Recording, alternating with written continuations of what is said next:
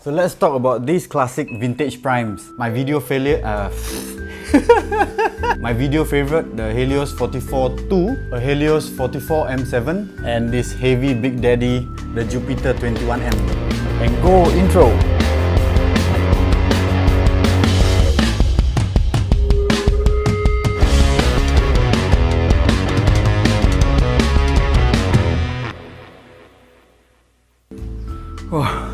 Okay, one thing I've learned on set, creating a set while filming, right? It gets hot.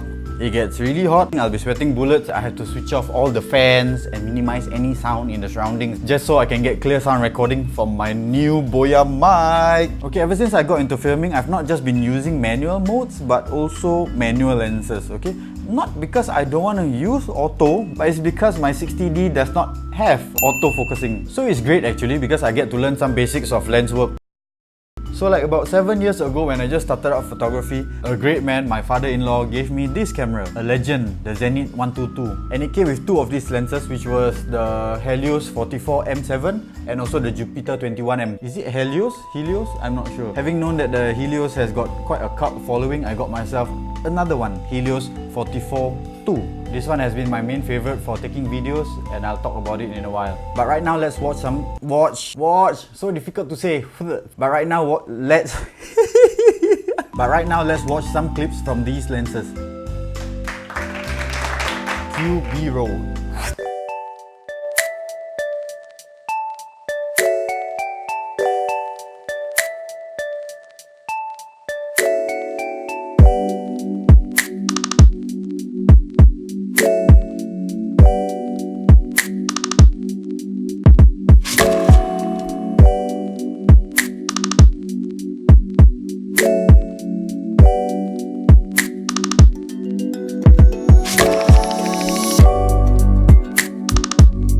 Okay, just for the record, I don't really take stable footage. I have this trusty tripod with me, the swirly tripod. Right, I know it's not a tripod, it's in the monopod form. It's a monopod and tripod at the same time. Weather not so good, right? It's a bit hazy in Singapore today, 100 PSI maybe.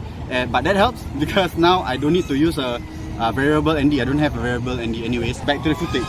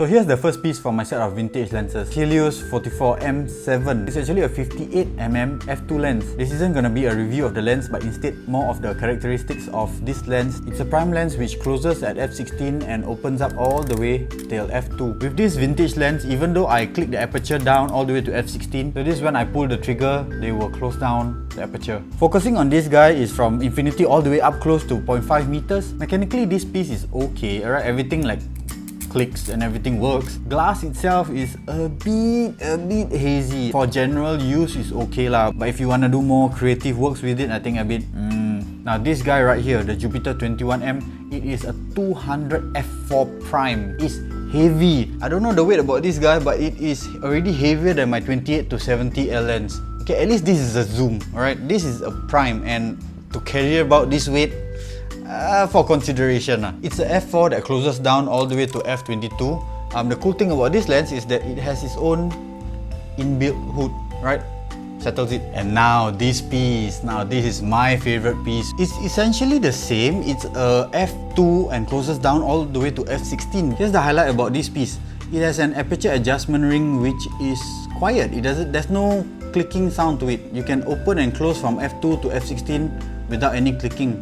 It gives me very fine control over lighting. When do I use this? It's like when I have set all my parameters in my camera and then the weather goes from bright sunlight to shady and then back to bright sunlight. As I'm filming, if there are changes in lighting, I just adjust the aperture ring, open and close a bit, just to make fine adjustments on the go lah. This of course is at the cost of your bokeh lah, but it's alright for me. The front, there is this mechanism. It's like I bring it up to f2, my aperture is locked at f2, and if I move it all the way to, let's say, f8, then I can open from f2 all the way till f8. So yeah, that's the cool thing about this specific piece. So when I took it off the shelf and checked the glass, it was clear that it wasn't hazy, and so for the price point, don't need to think so much. Around $80, go je, buy je, give it a try. So here's my take for aspiring filmmakers if you want to get for yourself a vintage lens. First thing, make sure there are mounts for your lens. This is an M42 screw-on lens and I got myself an EOS adapter. Clicks into place, no problem. Now here's the second thing you gotta look out for is about the focusing. The lens goes from 0.5 meters all the way to infinity.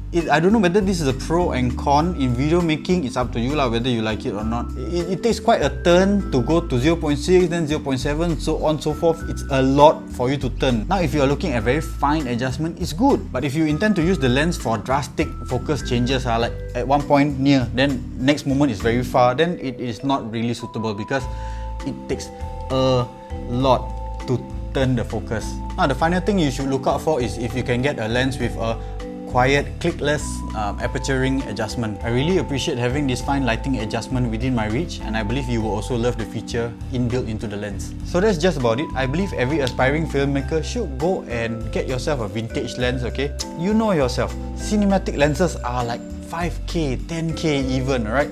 This is within budget. Go with a friend, get a second opinion on the lens before you go and buy it. Go and enjoy it. Go and learn the basics. I believe vintage lenses will teach you some good basics on how to handle a lens before you step up the game and get yourself those cinema lenses. So keep the hobby going and keep on rolling. Till the next time, see ya!